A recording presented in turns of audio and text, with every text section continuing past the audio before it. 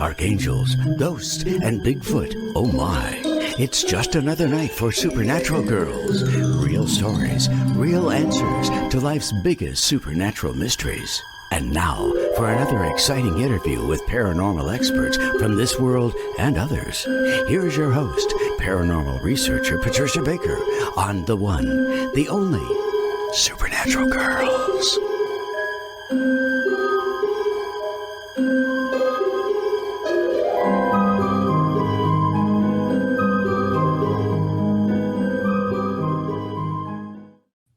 Welcome, everyone, to another exciting episode of Supernatural Girls. I'm your host, Patricia Baker. I am here with my co-host, PK. How are you doing tonight? You dare ask that question. Maybe I should ask. I put my broom aside. I'm going to sit down for a bit. Oh, good. Good. Retrograde has got me. I don't care. Doesn't matter what I've done today. I'm doing yesterday or back asswards work, period. Uh-oh. Mm-hmm. Well, didn't one of our guests tell us we need to do offerings to Mercury to make sure this doesn't go wrong? I'll give my whole bank account if they'll let me get my head straightened out. Well, It's been one of those days, one step forward, 16 to the rear. It's perfect. No, that's terrible. Yeah, and this just got going, right? Mercury. Oh, yeah, it's retrograde until the 6th of April. I just can't figure out how I'm going to survive it, but I'm going to give it a shot. All right. Anything to do with communications is going to be messed up unless you're very cautious. But I did find one thing out, though, when I was looking at this. It's going to be lucky, especially for Libra and Gemini. Now, I hope to God they're not lying to me because I'm a Libra. Oh. I could use a little of this flip around. Good. You could use that luck. Oh, Good. yeah. But anything to do with travel, everything's going to be delayed. It's just going to be in electronics. If it breaks down, put it aside until the retrograde's over because it's going to keep up. There's no nice thing when retrograde to deal with anything that's electronic. Well, that's a good warning to pay attention to, right? No buying cars, right? No signing contracts. Well, not only that, don't start any serious relationships because they're not going to last either. Uh-oh. You keep forgetting about that part. Yeah. Oh, I canceled my dates, all that stuff I had going for the next 2 weeks. Sounded good. All those handsome men are just going to have to wait. That's all. Definitely. Okay. And you got to remember that anything to do with travel is going to be delayed. Nothing. Think of it. We're in a war period as far as time is concerned. Nothing's going to be normal, period. Right. People are going to drive too fast. You're going to see more people getting tickets. And if they don't slow down, there's going to be more accidents. It's just we got to be everything careful. Mercury is super speed, except it doesn't always work that way. Wow. Okay, everybody. So be careful on the road. And keep your money in your pocket. Don't go out and buy all kinds of expensive things because they'll get lost, destroyed, or whatever.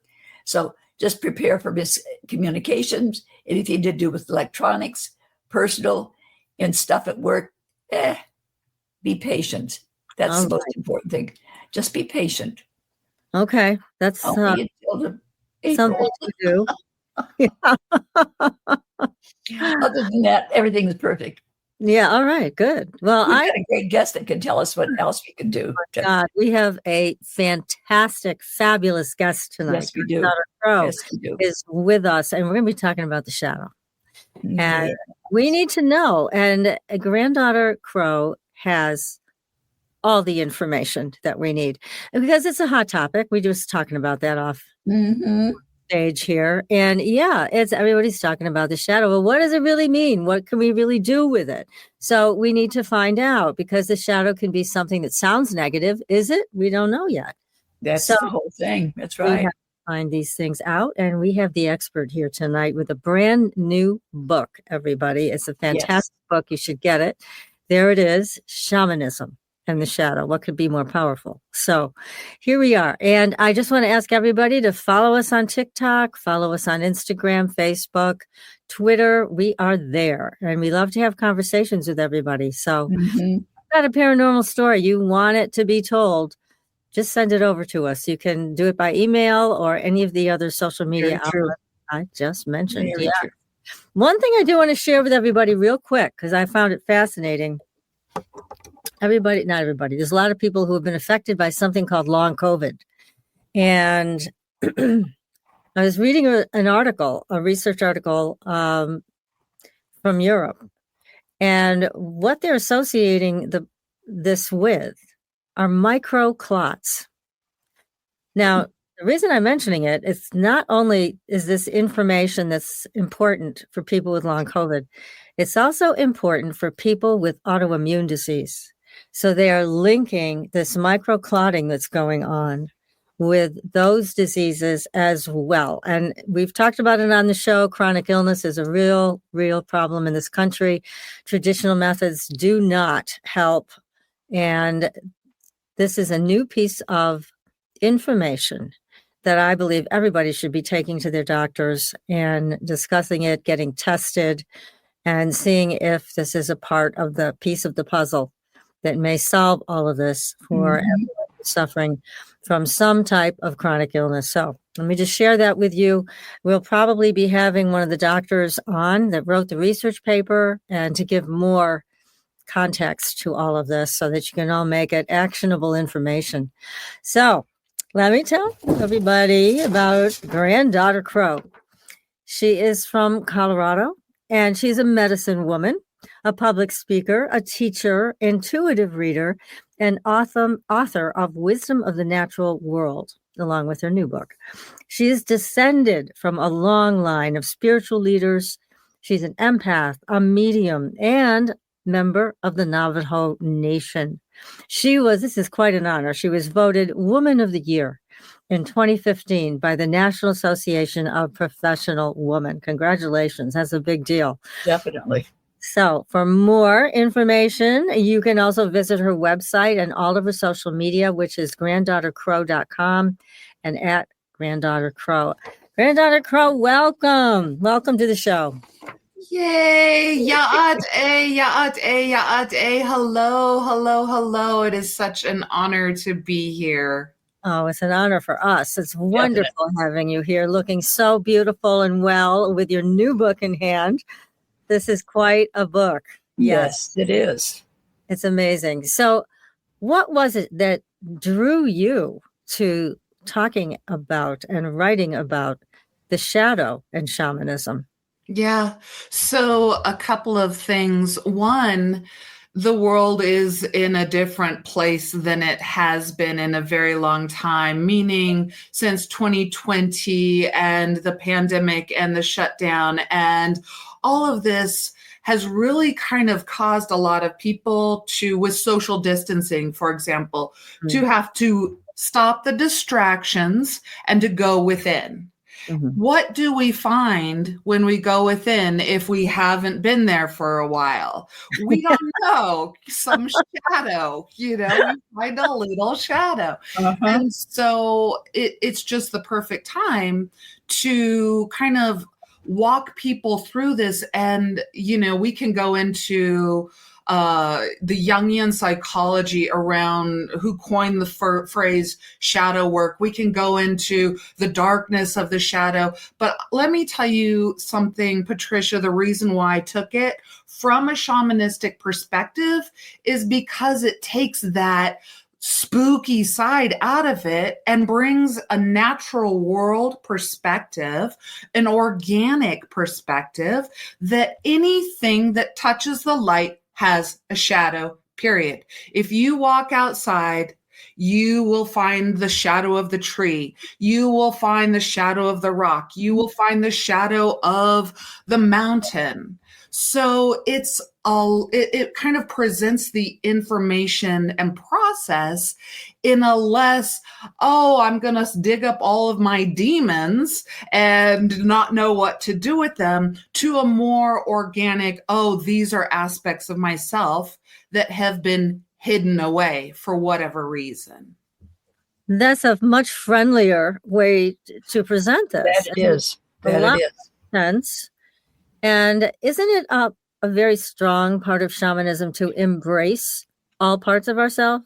Absolutely. Absolutely. When you look at shamanism in particular, it's really connected to the natural world and connected to those life forces and everything. It is away from this good and evil labeling and more organic. Mhm. Sometimes, if you are a mouse, this is good. Until you meet a cat, this is evil. Until the cat so good. meets the dog. So it's understood, right? PK, right? I got that right for sure. That's great. And so this is the natural organic process of Mother Earth and everything to extend to our personal journey around embracing all that is me. If I were only to say, well, I am good, how limiting as well as lying that would be on my behalf. But it's limitation, thinking that everything that is positive only comes out in the daytime and everything negative comes out in the nighttime, the dark time, the shadow Yep. is limiting. So when we began to, like you said, with shamanism, we embrace the shadow, at least from my perspective as a shaman. There's a lot of different types of shamanism out there nowadays. But from my worldview, it really is, let me look at those natural aspects of myself, even though they're hidden and maybe I'm afraid of them and maybe I'm not comfortable, but let's get to the bottom of that, because when we do, there are gifts that our shadow side holds that maybe we have been hiding as well. And that sounds like a plan. Now, how do people go about that? Right. One, if you are watching this show, good on you, because these are lovely women and they bring you wonderful information. But two, if you're watching this show in particular, think about maybe there's a reason. And I'm not trying to say that everybody that's listening to the show needs to do shadow work, but if you are curious and if you are intrigued, you can investigate it from many different ways. You can investigate the shadow from a psychological point of view without any spiritual, supernatural stuff and just go through it in that logical manner. Or you can do it with shamanism. And with shamanism, the beauty around it is that the first half of the book, I go there with that academic, what is the shadow? Let's talk Freud. Let's talk Carl Jung. Let's talk trauma. Let's talk DNA. Let's talk about these hard times.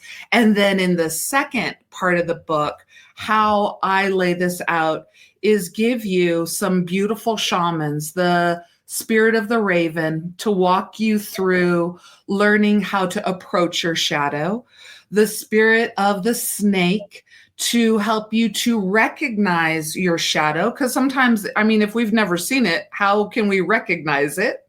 Right. Because it's hidden, because it's in the shadow, right? Mm-hmm. And then the spirit of the owl to help you to understand where it came from. Where did it originate from? A lot of times when you meet like an awkward person or somebody that kind of throws you off a little bit, it's good to take a minute to go, I need to understand this person a little bit more. And so it is with the shadow. If you feel awkward or thrown off by it, maybe you need to take a little bit more time to understand it, because you know what?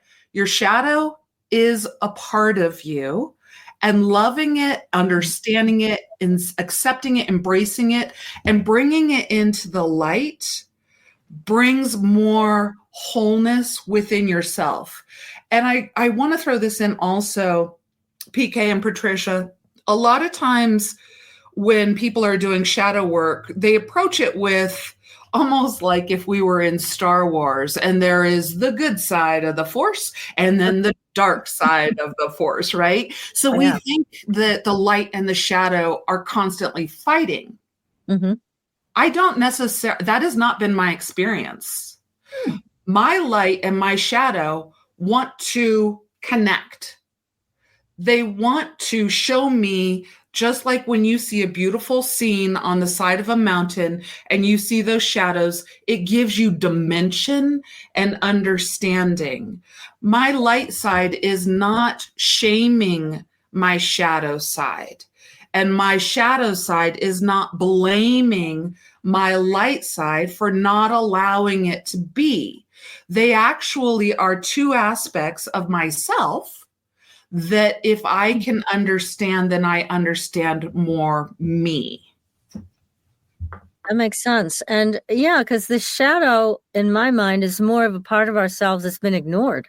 Yeah. And so it's over there kind of going, hey, how about me? You're going to pay attention. I can tell you all of why I'm here and what I'm doing. But again, as you mentioned, a lot of people have been programmed to think that it's evil, it needs to be squashed or eradicated rather than worked with. Because when you work with the shadow energy and those aspects of ourselves that were turned away, we have the potential to bring it into something else completely, right? Absolutely. That energy transforms.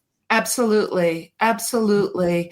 And, it's kind of, I like that you say, the hidden and things, Patricia, one of the things is that there is a very logical reason why we have this negative connotation for the shadow side. And my hypothesis is that at one time, this aspect of yourself was shamed from society.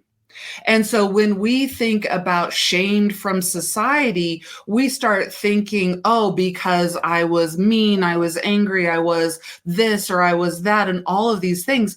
However, let me take you into a really quick scenario that will help alleviate a lot of that. Oh, good. What if you were born in the day and age of the school system saying that left-handed individuals, people who wrote with their left hand, are bad? That was a thing. Yeah. That was a thing. And so when you're a child and you are automatically writing with your left hand, let's say that you have the gift of being like a famous painter or a famous author because of your gift with your left hand, but then you were put into a society or school system that said that is wrong. Everybody's supposed to write with their right hand. And so they shamed you. You got the ruler on the hand, or they threw the pen in your other hand, and you wanted to hide from all of your friends, your teachers, your parents, that you feel better with the pen in your left hand. So now that left-handed aspect of self hides from society, is shamed by society. And let's just say that let's do some shadow work, and you will have to go through that. I'm afraid that I will be rejected, maybe even punished, if I admit that I automatically write with my left hand. Well, honey, we're in a new society. You write with your left hand, you paint with your left hand, and you show us your gifts. So with that example, I'm hoping that will kind of broaden our understanding about the things that can be hidden in the shadow, not necessarily always good or bad, things that society wasn't able, or your societal home was not able to find. Moreover, for all of you supernatural girls out there, if there's a potential that you were not born into a home or a religion that accepted that. So you being empowered, supernatural, paranormal girls, if it was against, this is you, your shadow in its brightest honor now in the light, and empowered and empowering other people. Right. That makes sense. Yes. And I mean, we've received so much imprinting, as everybody knows by now, because there's been a lot of talk about it through the years. So much imprinting by our family, by society and culture. And we have to strip all that away so that we can see who's underneath, and the shadow can point the direction to take with that, correct? Yes, absolutely. 100%. 100%. Now, in Native tradition, you have certain tools that are at your discretion to use to help with this. Can you tell us about some of those? Absolutely. And there are a lot that I do share and explain in the book that are not, if you utilize them, you are not appropriating. You are merely understanding the natural world and what you can do with a lot of these gifts. So a lot of these gifts are going to be, or tools are going to be things that you can find in the natural world.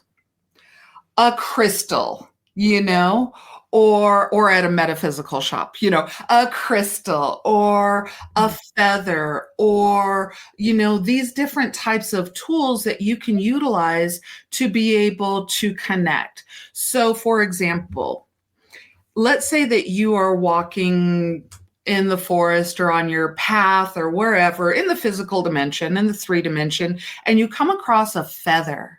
And it is in its brightest honor. And it's like, I am a gift for you. You can feel it in your spirit.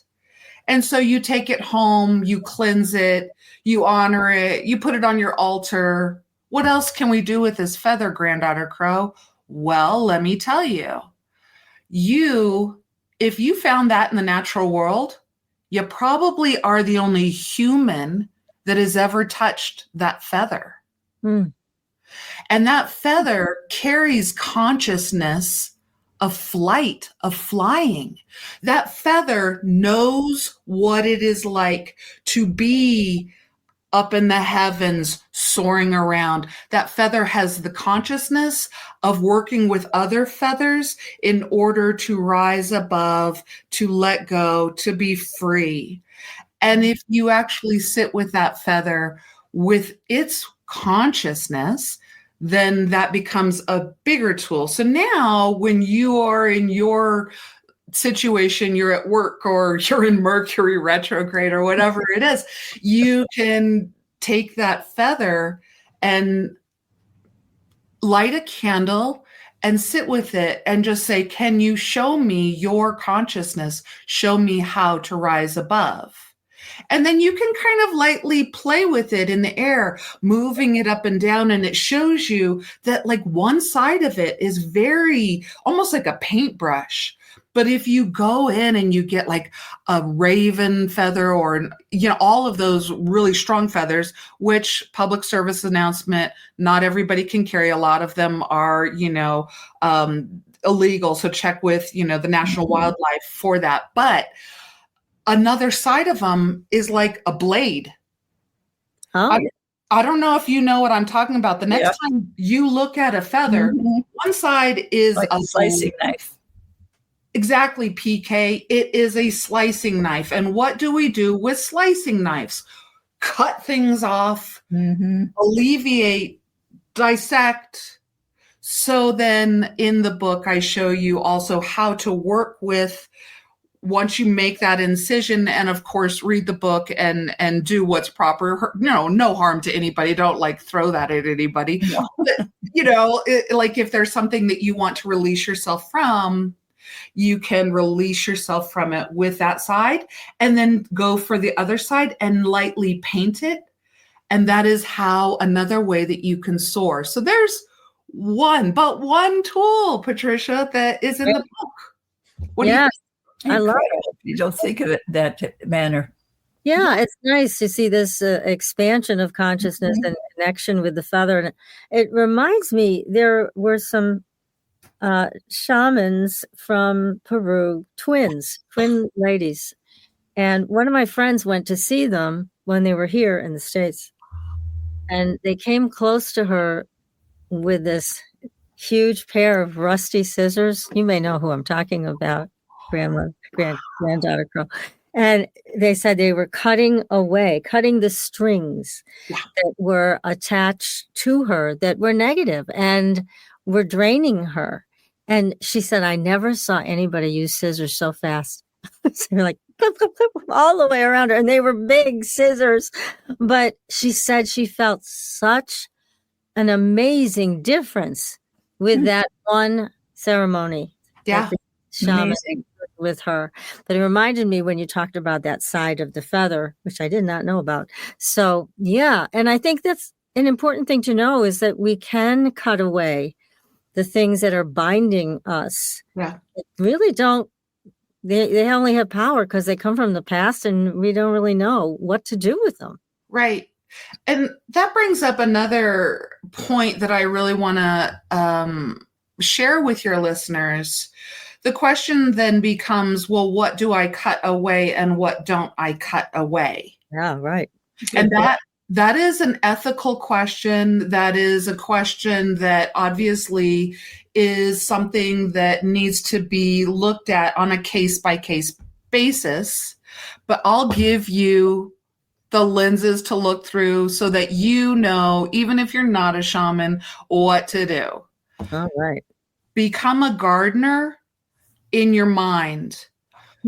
Prune your tree, prune your life, cut away things that are limiting growth, cut away dead branches. But there is a taproot that the tree or the plant needs to survive. Don't cut the taproot, heal the taproot. So when you are looking at your life, think to yourself, is this limiting my growth? If I cut this, will I grow? Then yes, cut it.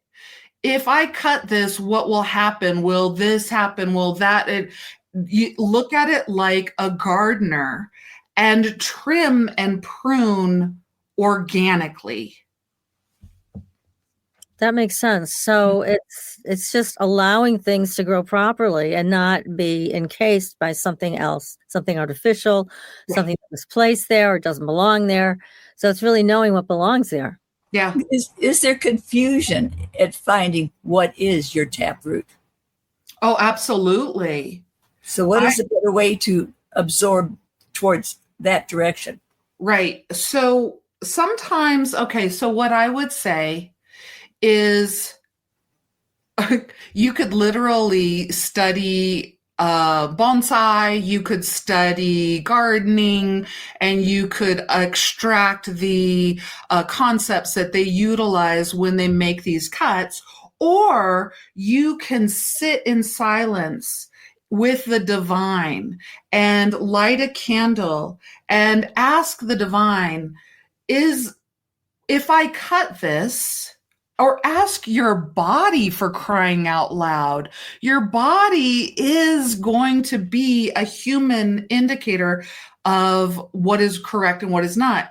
If I just relax and meditate and breathe into my body and find my center, and I say, I am going to cut this relationship, this concept from me, and my body feels light, leans forward, is happy, can't wait, is excited, that means yes. If you are sitting there and you're like, I am going to cut this job away from me next Monday, and your body's like, wait, too soon, wait a second, I don't know, then wait a second, because your body is telling you, yeah, maybe you do need to change things up in your job or that relationship, but actually cutting it off right now might actually limit your growth, and there is more for you to learn here. So you can ask your body and or the divine, however it reveals itself to you.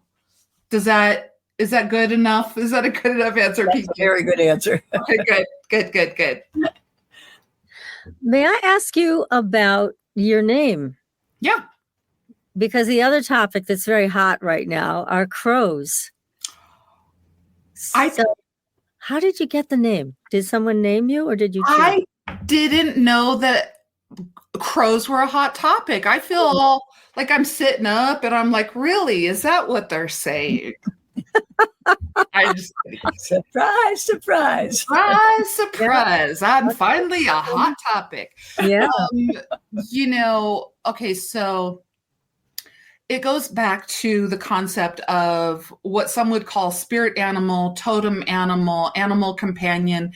In the way that I work with that energy is that each of us emulate a certain animal in the attributes and characteristics, how we approach the world, how we move in the world, etc. So, for example, any type of bird totem is going to take you into a position of rising above. Any type of like wolf totem is going to give you the position of putting one foot in front of the other, etc. And so, there are a lot of different totem animals. Mine is the raven and the crow.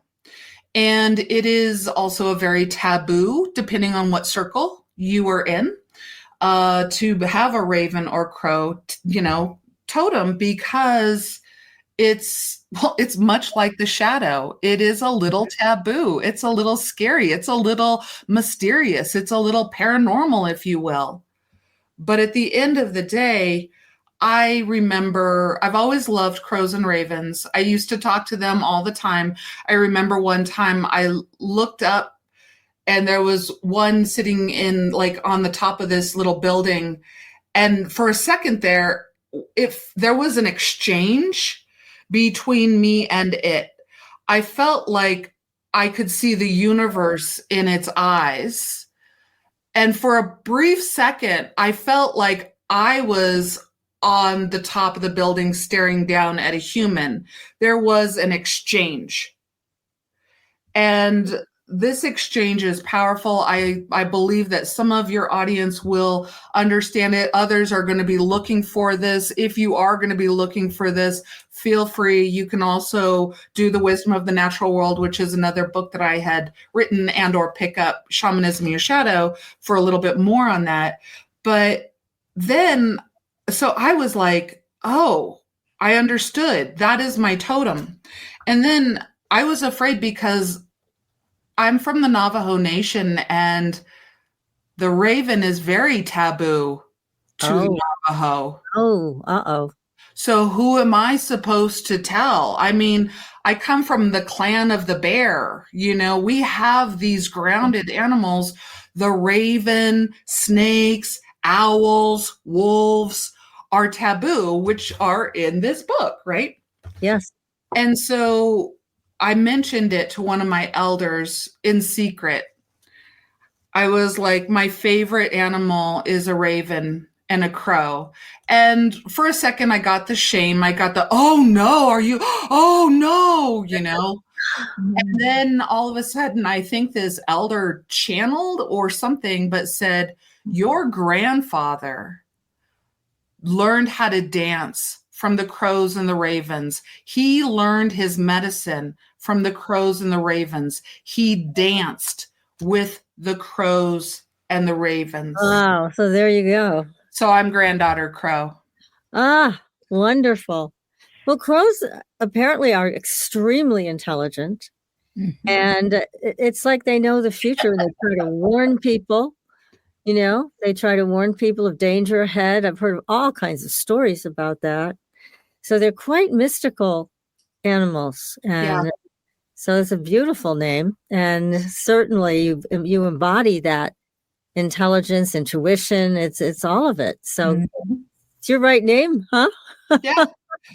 I love it because in a lot of indigenous, traditions, no matter what clan or tribe, even in non-indigenous, the elder being grandmother. So you get a lot of grandmothers.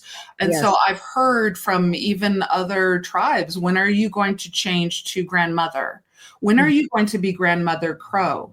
Mm-hmm. And I said, never, because being granddaughter keeps me in the position of a curious little girl and honoring and respecting all things, even people who are younger than me. May I always have the That's so nice. beauty of being the innocent, curious, bad ass woman that I am. Sorry, I hope that you didn't have to bleep that. No, we don't. You can say it. Yeah. Oh, that's wonderful. Well, I figured there was some wonderful history with your name, so now we know. Are others that say, if myself, if I were to decide that I needed to have another name to come to terms with life, how would one go about choosing a name for themselves? Oh, I love that, because I think that does happen a lot, especially with supernatural people, with people who are transforming so much that they don't recognize their biological family or their old self or all of that type of thing. I'm sure that there's many ways. For me, my grandmother was the one who gave names. And she gives you names. My first spiritual name is the warrior of tranquility, the one who wars in a tranquil way. And but to find your own would be, first I would say, your name is looking for you. Flip the script and give the name the power. It is looking for you to embody it, meaning that just as much as you are seeking that next level of name, which names are so powerful, they hold a vibration, a signal, an energetic signal.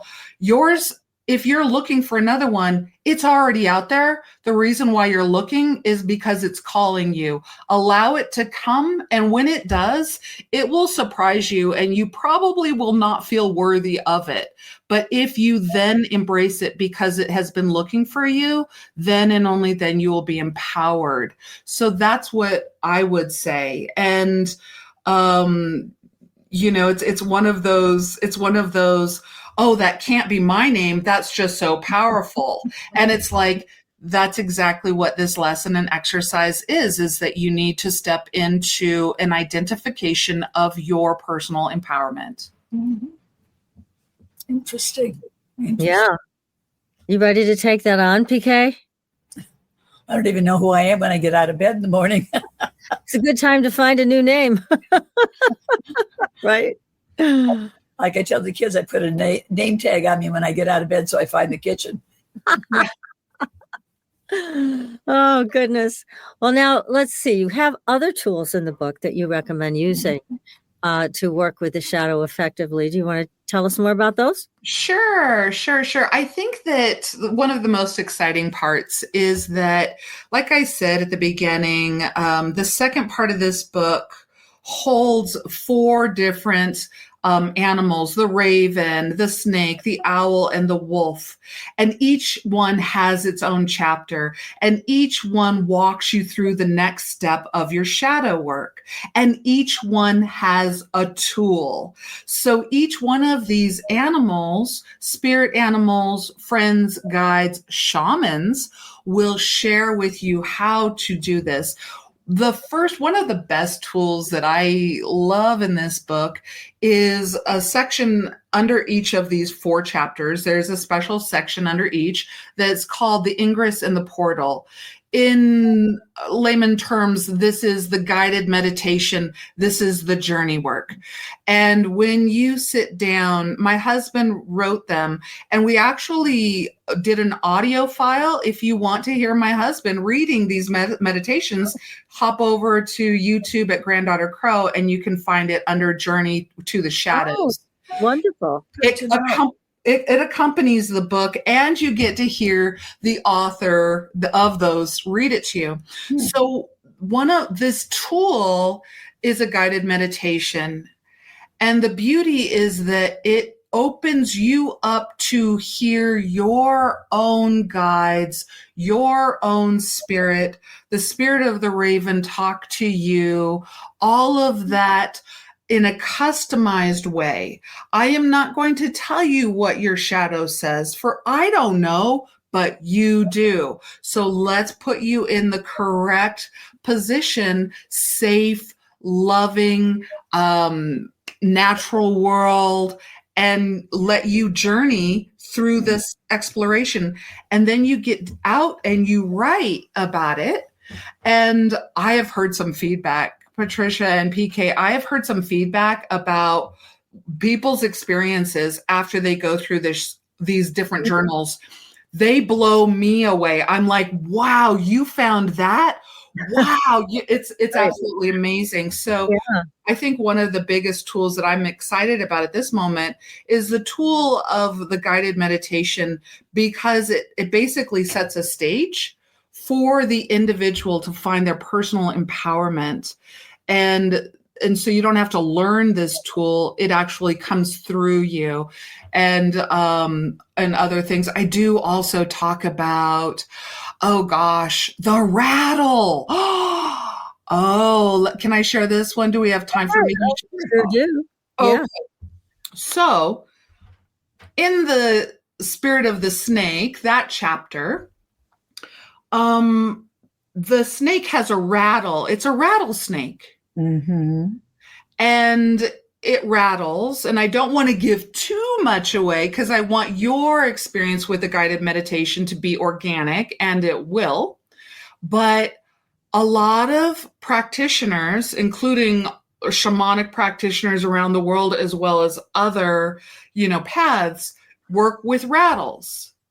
And so we're all like, oh, that's cool. It's traditional. It works because it's traditional. Oh, let me give you the down low on why the rattle works. Yeah, why? Because all is energy.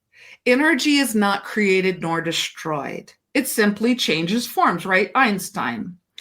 But blocked energy, stagnant energy, energy that is tied or linked that cannot move becomes swampy, dead weight, decay. And so what do you need to do with the energy that is seeking its own freedom? Well, energy seeks its freedom, so we got to move the energy. That's all. You got to move the energy. You've got to release it and move it. And so you can do that with a rattle by just going over and moving the rattle around your own body, and feel, if you guys are listening, watching, wherever you are, I ask you, take your hand, wag it really fast above and go over your other arm. You will inevitably feel something. But most people feel like, woo, that was a release. That was an exit. So when you take the rattle and you move it not just through the physical realm, but you focus on the other realms, whether it's emotional realm, mental realm, supernatural realm, that you are taking this rattle to move energy in a situation that has grown stagnant, and you do that in sacred space, you are releasing stagnant energy and allowing it to go to its next level. And then it will organically continue to rebalance and move forward. There's so much more with it, but most people don't break it down like that. But that's the fun part about me being an academic as well as a shaman, is like I kind of translate what's going on here, Sure. Yes. And rattles are fun. When I look at the different pieces that can be, why is it that when it comes to the snake or the rattle, I absolutely get ill inside? Oh, And I'm almost terrified of them. And I don't know why. Of course, we've got it here in Arizona, but there's something about it that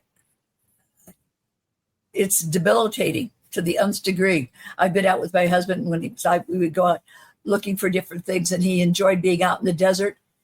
And once that happened, I was history. I just couldn't function afterwards. And I don't know why. I've never been bitten by a snake. I've never, but there's something about them that absolutely make my stomach flip. Yeah.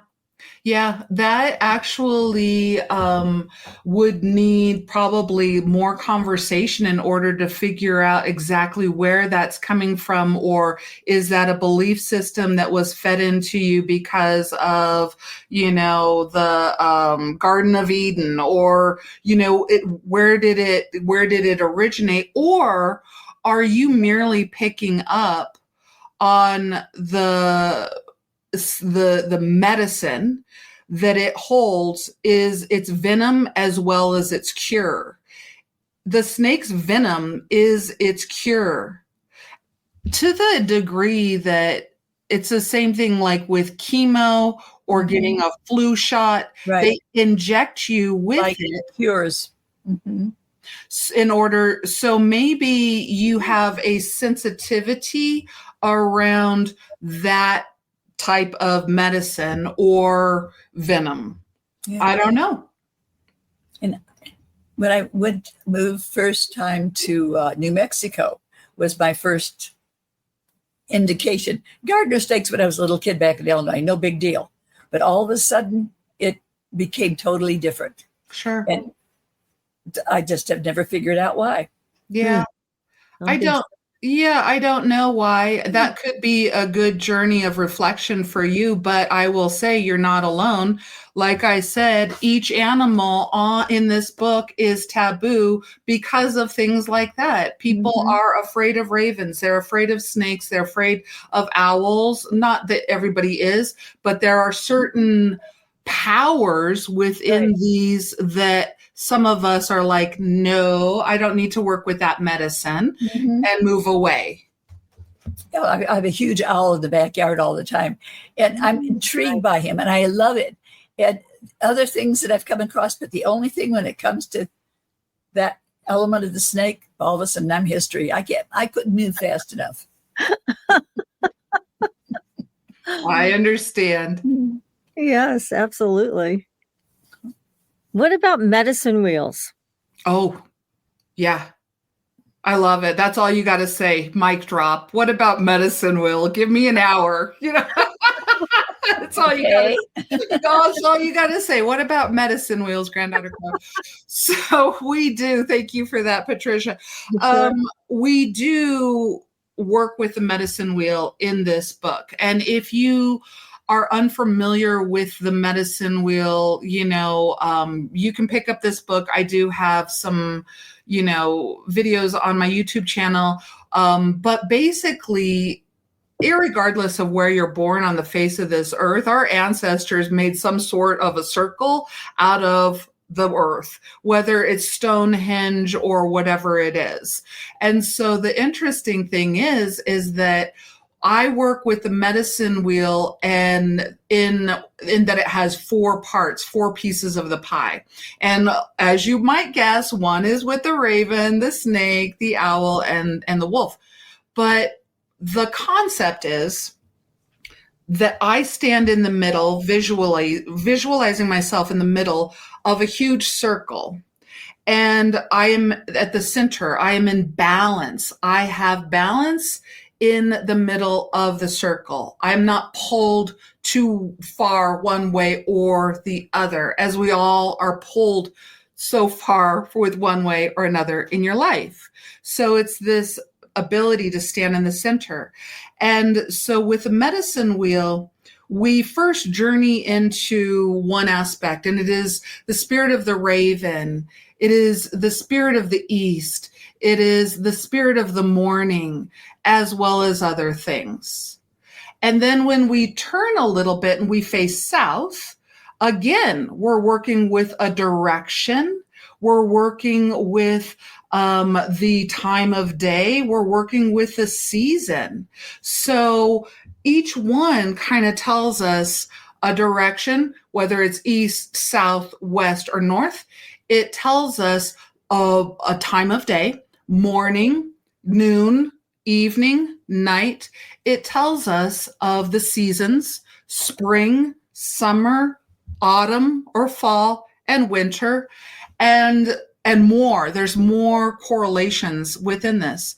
But here's the thing. Let me ground all of this for you. you might not know how to work with a shadow, but you do know what it feels like to wake up in the morning or feel the springtime. It is an information, a wisdom that's already held within your body.